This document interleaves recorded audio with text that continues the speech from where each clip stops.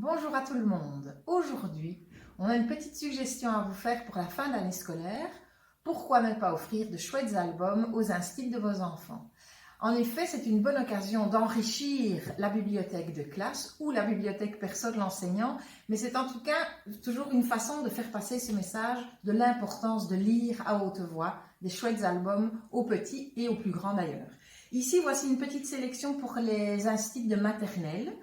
Alors, on démarre avec La fourmi et le loup de Jeanne HB, qui est un album génial sur le... C'est un petit clin d'œil au chaperon rouge, au petit chaperon rouge, donc ça peut vraiment être intéressant de faire une animation en racontant le petit chaperon rouge et puis en racontant la fourmi et le loup, les mettre en lien. Et on suit en fait la petite fourmi qui va être embarquée dans un panier et au bord d'un petit pot de beurre, et qui va se balader et suivre toute l'aventure du petit chaperon rouge avec la rencontre du loup dans la forêt, mais avec son point de vue à elle qui ne comprend rien du tout de ce qui lui arrive.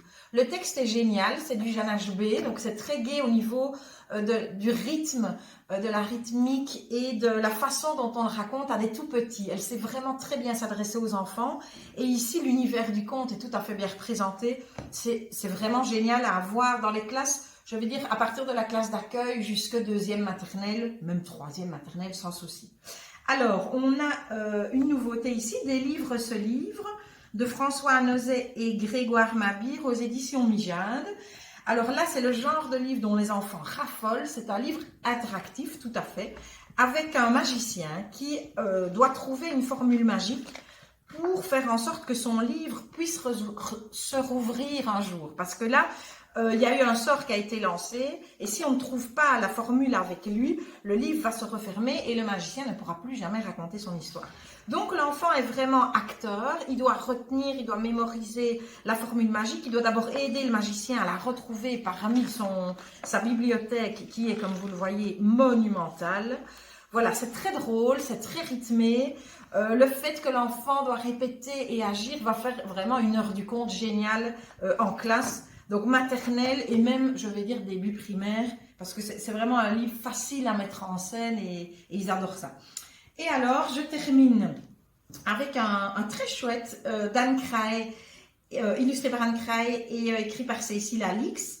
Boucle d'or et les trois ours, un de mes contes favoris, ici édité à l'élan vert. Favori parce que, voilà, je trouve que c'est un des premiers très chouettes contes à faire en maternelle, avec toutes ces notions de grand, moyen, petit. Et ici, les couleurs d'Anne Craye rendent l'histoire, mais hyper gaie, hyper vivante.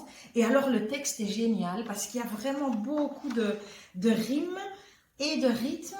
Et c'est même un peu chantant, je trouve. Donc, il y a vraiment une belle énergie qui se dégage de l'histoire. Donc voilà, moi, ce sera vraiment, pour moi, 3 chouettes coups de cœur à offrir. Maintenant, on a évidemment d'autres suggestions à faire. L'idée, c'est vraiment de se dire, tiens, pourquoi ne pas offrir un livre aux instits?